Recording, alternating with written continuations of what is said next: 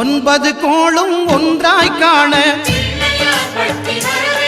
அங்கு கற்பகம் என்னும் கடவுளின் மெய்யில் ஒன்பது கோளும் ஒன்றாய் காண அங்கு கற்பகம் என்னும் கடவுளின் மெய்யில் சூரியன் முதலாய் 9 கிரகமும் பலவித குணங்களை கொண்டிருக்கும் எங்கள் கற்பக தருவில் அவை வரும்போது ஒன்றாய் சேர்ந்து பலனளிக்கும்.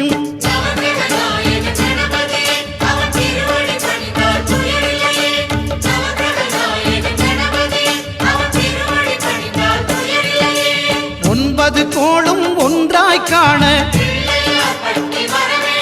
அங்கு கற்பகம் என்னும் கடவுளின் மெய்யில்